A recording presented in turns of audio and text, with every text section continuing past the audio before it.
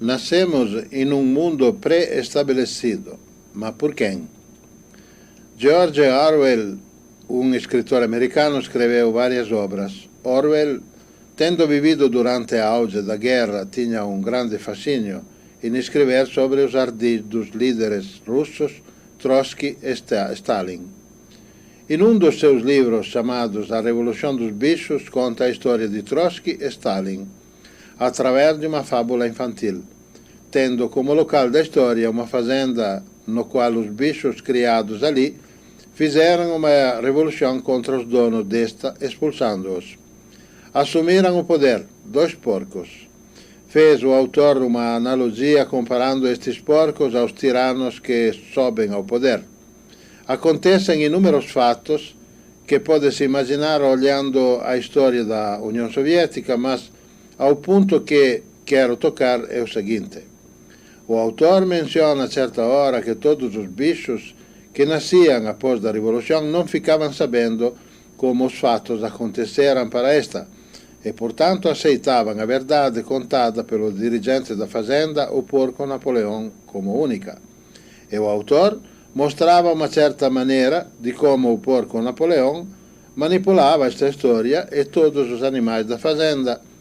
A maioria dos animais estava tão preocupada com os seus afazeres que jamais questionava a tal revolução e as resoluções de Napoleão.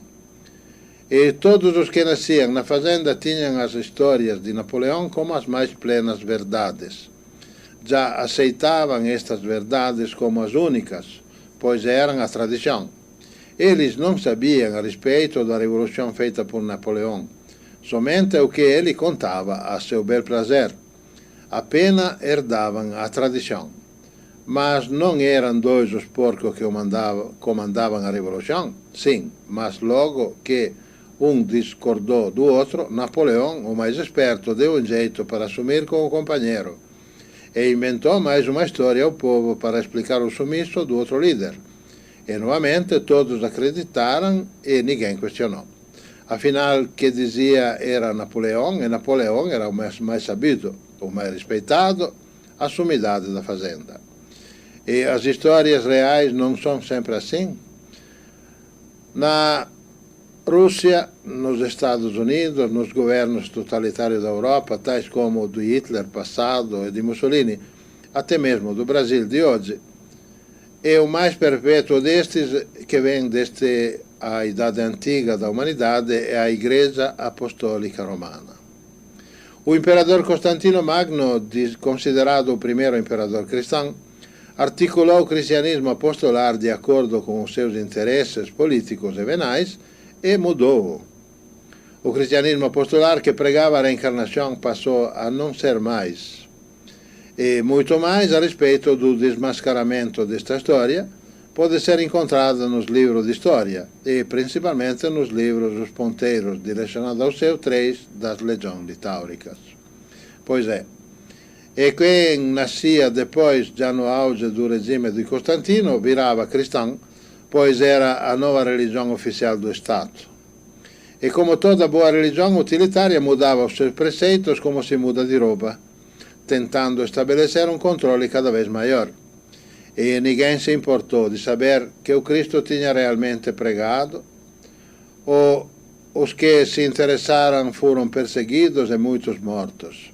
Hoje em dia, os católicos, nas disputas entre os fiéis, entre as várias religiões vigentes, dizem que a sua tão pomposa religião foi aquela fundada por Pedro e indiretamente por Cristo.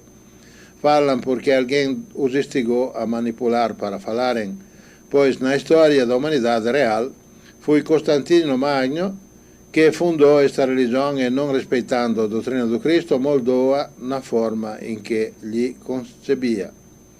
E quem nascia a partir daí já era católico e herdava apenas a tradição sem saber o que tinha se passado antes. E naquele tempo não havia livro ou documentos. E as histórias de Constantino começaram a ser a mais pura verdade. Constantino era o novo Cristo, pois essa nova religião era de Constantino e não dos apóstolos nem de Jesus. Este fato pusilânime da humanidade serviu para gerar muito das desgraças vigentes hoje na humanidade, as quais podemos ver simplesmente ligando a televisão. O abuso da fé alheia nas religiões. Muitos dos que pensam não acreditam nos ideais dessa igreja e as usam com seu benefício próprio. Quantos sacerdotes por aí afora que se alimentam e se agasalham nas custas dos fiéis. Estes preguiçosos começou lá com Constantino e com a igreja romana. A fome, a seca, as doenças, etc., isso tudo é resultado do karma, pois, não entendendo as leis do Cristo, a principal inclusive de fazer o que gostariam que vos fizessem, caíram nos interesses venais e monetários, das tentações, dos poderes e abusos de todas as espécies. Em toda a história humana houve abusos e abusos, alguns até com o respaldo dos pontífices desta religião romana, e como Cristo ensinou através da sua verdadeira doutrina, tudo volta a karma, em que cedo ou tarde você terá que ressarcir a quem prejudicou. Cortaram a reencarnação da doutrina crística e o resultado, minha gente, é este que vemos todos os dias através dos noticiários. O karma e a reencarnação existem, e Cristo e os seus apóstolos já ensinavam isso. Pois é, todos os que nasceram depois do advento do Constantino não souberam da verdadeira verdade e caíram nos erros que Jesus veio ensinar-nos para não cair. E o mundo está hoje como está. E muito ainda por não acreditarem na existência do espírito em reencarnação e karma, estão abusando e desabusando das pessoas. Mas a litáurica hoje é uma reforma espiritual marcada para esses tempos que visa o esclarecimento e o conhecimento público destes ensinamentos, para que as pessoas parem de seguir o caminho errado, aqueles do fanatismo, dos medos, dos dogmas e incertezas, e sigam o caminho já ensinado desde a antiguidade, do esclarecimento, do desprendimento, da lucidez, da clareza e da ciência. Quem tiver olhos, veja.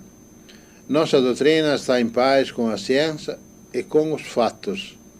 Não quer que ninguém acredite por acreditar, mas que pesquise, se instrua e descubra a verdade, que nos dias de hoje ninguém pode mais esconder.